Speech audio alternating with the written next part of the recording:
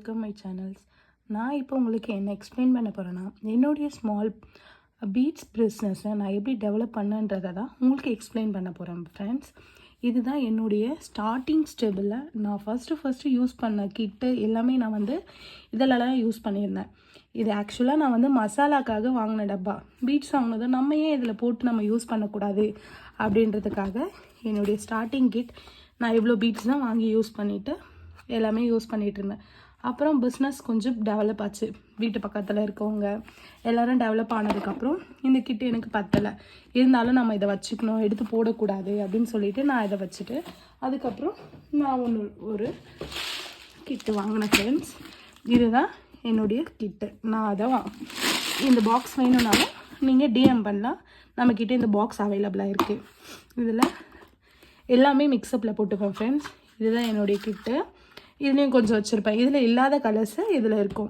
இப்போ வீட்டாண்ட வராங்க அப்படின்னா உங்களுக்கு என்ன கலர் வேணும்னு டேரெக்டாக உங்ககிட்ட நான் வாட்ஸ்அப் பண்ணுறவங்களுக்கு ஃபோட்டோ அனுப்பிட்டு உங்களுக்கு என்ன கலர் வேணும்னு சொல்லுங்கள், இதில் உங்களுக்கு எதை மிக்ஸ் பண்ணி போடணும்னு சொல்லுங்கள், உங்களுடைய ஐடியா என்னன்னு சொல்லுங்கள் அப்படின்னு சொல்லிட்டேன்னா அவங்களே நம்மளுக்கு வந்து ரெஃபரன்ஸ் இது மார்க் பண்ணி அனுப்பிடுவாங்க. எனக்கு இதை அனுப்புங்க, பண்ணுங்கள் சிஸ்டர், இதை பண்ணுங்கன்னு சொல்லிவிடுவாங்க.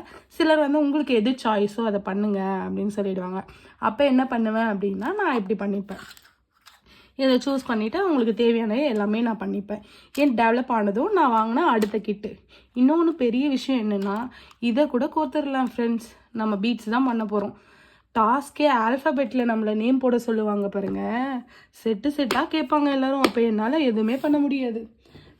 லாஸ்ட் வீக் நான் இன்ட்ரடியூஸ் பண்ணது தான் இந்த கிட்டு. எனக்கு என்ன பண்ணேன் அப்படின்னா, இதை நான் சென்னை சில்க்ஸில் வாங்கினேன் ஃப்ரெண்ட்.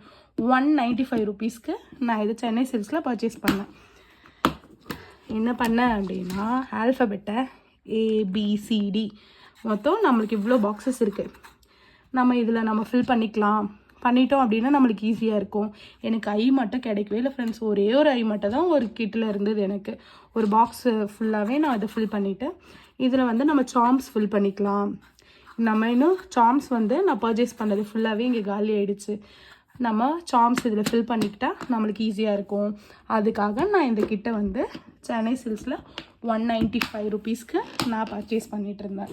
அதுக்கப்புறம் கொஞ்சம் டிசைனாக போட்டு கொடுங்க சிஸ்டர், எனக்கு பிளெயினாக வேண்டாம், கொஞ்சம் எனக்கு கிராண்டாக போட்டு கொடுங்க அப்படி சொல்கிறவங்களுக்கு என்ன பண்ணுவேன்னா இந்த கலெக்ஷன்ஸ்லாம் யூஸ் பண்ணுவேன். இது நான் இண்டிவிஜுவலாக 15, 30 அந்த மாதிரி பாட்டில்ஸ் வாங்கி அதில் நான் ஃபில் பண்ணி